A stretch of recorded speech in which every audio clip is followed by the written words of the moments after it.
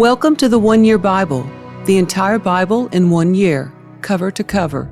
February 11th. Today's reading is Numbers chapters 10 through 12.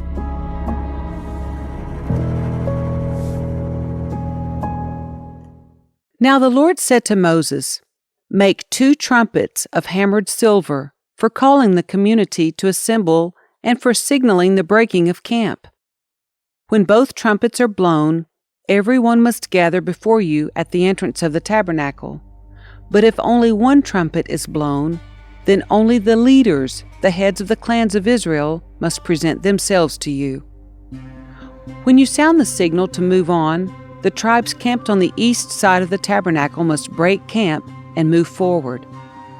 When you sound the signal a second time, the tribes camped on the south will follow. You must sound short blasts as a signal for moving on. But when you call the people to an assembly, blow the trumpets with a different signal. Only the priests, Aaron's descendants, are allowed to blow the trumpets. This is a permanent law for you, to be observed from generation to generation. When you arrive in your own land and go to war against your enemies who attack you, sound the alarm with the trumpets. Then the Lord your God will remember you and rescue you from your enemies. Blow the trumpets in times of gladness too, sounding them at your annual festivals and at the beginning of each month, and blow the trumpets over your burnt offerings and peace offerings. The trumpets will remind your God of his covenant with you. I am the Lord your God." In the second year after Israel's departure from Egypt, on the 20th day of the second month, the cloud lifted from the tabernacle of the covenant. So the Israelites set out from the wilderness of Sinai and traveled on from place to place until the cloud stopped in the wilderness of Paran. When the people set out for the first time, following the instructions the Lord had given through Moses, Judah's troops led the way. They marched behind their banner, and their leader was Nahshon, son of Amminadab.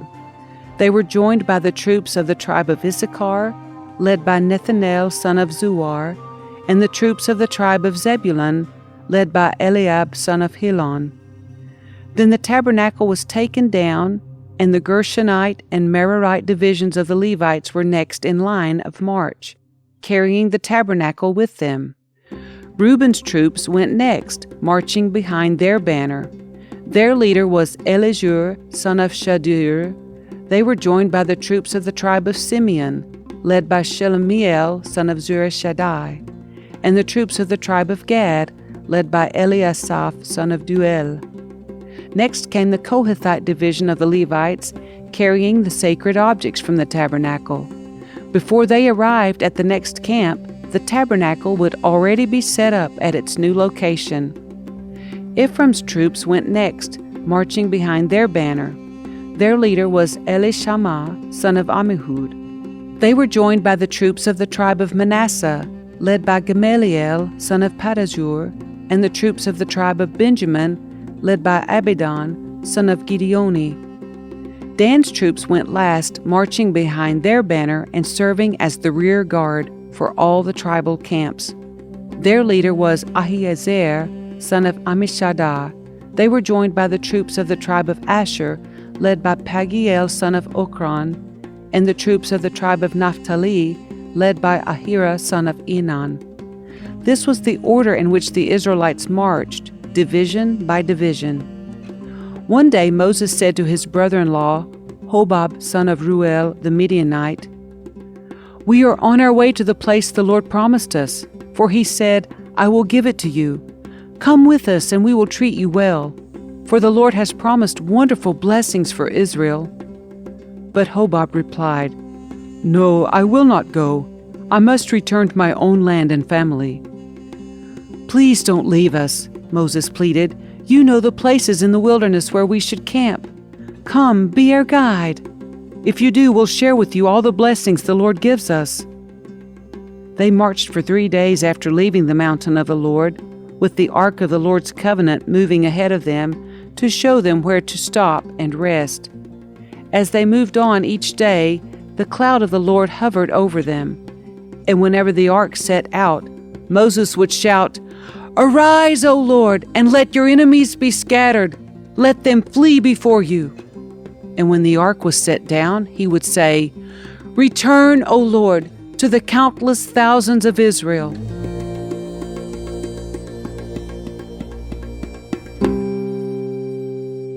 Soon the people began to complain about their hardship, and the Lord heard everything they said. Then the Lord's anger blazed against them, and he sent a fire to rage among them, and he destroyed some of the people in the outskirts of the camp. Then the people screamed to Moses for help, and when he prayed to the Lord, the fire stopped.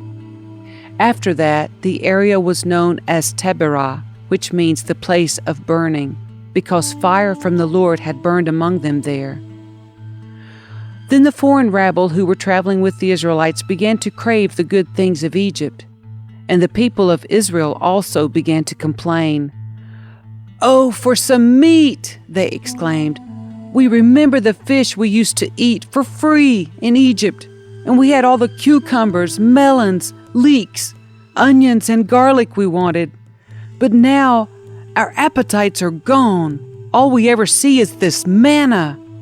The manna looked like small coriander seeds, and it was pale yellow like gum resin. The people would go out and gather it from the ground. They made flour by grinding it with hand mills or pounding it in mortars. Then they boiled it in a pot and made it into flat cakes. These cakes tasted like pastries baked with olive oil. The manna came down on the camp with the dew during the night. Moses heard all the families standing in the doorways of their tents whining, and the Lord became extremely angry. Moses was also very aggravated. And Moses said to the Lord, "Why are you treating me, your servant, so harshly? Have mercy on me. What did I do to deserve the burden of all these people? Did I give birth to them? Did I bring them into the world? Why did you tell me to carry them in my arms like a mother carries a nursing baby? How can I carry them to the land you swore to give their ancestors? Where am I supposed to get meat for all these people? They keep whining to me, saying, 'Give us meat to eat.' I can't carry all these people by myself. The load is far too heavy. If this is how you intend to treat me, just go ahead and kill me. Do me a favor and spare me this misery." Then the Lord said to Moses, "Gather before me 70 men who are recognized as elders and leaders of Israel. Bring them to the tabernacle to stand there with you. I will come down and talk to you there. I will take some of the Spirit that is upon you, and I will put the Spirit upon them also. They will bear the burden of the people along with you, so you will not have to carry it alone. And say to the people, 'Purify yourselves, for tomorrow you will have meat to eat.' You were whining, and the Lord heard you when you cried, 'Oh, for some meat! We were better off in Egypt.' Now the Lord will give you meat, and you will have to eat it. And it won't be for just a day or two, or for 5 or 10 or even 20. You will eat it for a whole month until you gag and are sick of it. For you have rejected the Lord who is here among you, and you have whined to him, saying, 'Why did we ever leave Egypt?'" But Moses responded to the Lord, "There are 600,000 foot soldiers here with me, and yet you say, 'I will give them meat for a whole month?' Even if we butchered all our flocks and herds, would that satisfy them? Even if we caught all the fish in the sea, would that be enough?" Then the Lord said to Moses, "Has my arm lost its power? Now you will see whether or not my words come true." So Moses went out and reported the Lord's words to the people. He gathered the 70 elders and stationed them around the tabernacle. And the Lord came down in the cloud and spoke to Moses. Then he gave the 70 elders the same Spirit that was upon Moses. And when the Spirit rested upon them, they prophesied. But this never happened again. 2 men, Eldad and Medad had stayed behind in the camp. They were listed among the elders, but they had not gone out to the tabernacle. Yet the Spirit rested upon them as well, so they prophesied there in the camp. A young man ran and reported to Moses, "Eldad and Medad are prophesying in the camp." Joshua, son of Nun, who had been Moses' assistant since his youth, protested, "Moses, my master, make them stop." But Moses replied, "Are you jealous for my sake? I wish that all the Lord's people were prophets, and that the Lord would put his Spirit upon them all." Then Moses returned to the camp with the elders of Israel.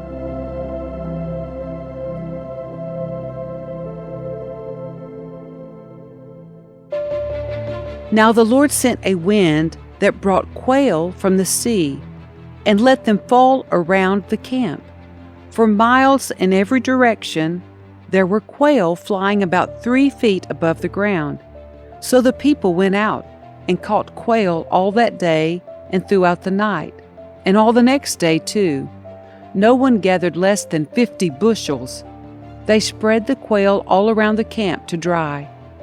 But while they were gorging themselves on the meat, while it was still in their mouths, the anger of the Lord blazed against the people, and he struck them with a severe plague.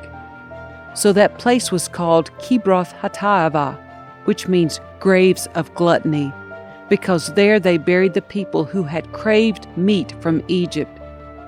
From Kibroth-Hattaavah, the Israelites traveled to Hazeroth, where they stayed for some time. While they were at Hazeroth, Miriam and Aaron criticized Moses because he had married a Cushite woman. They said, "Has the Lord spoken only through Moses? Hasn't he spoken through us too?"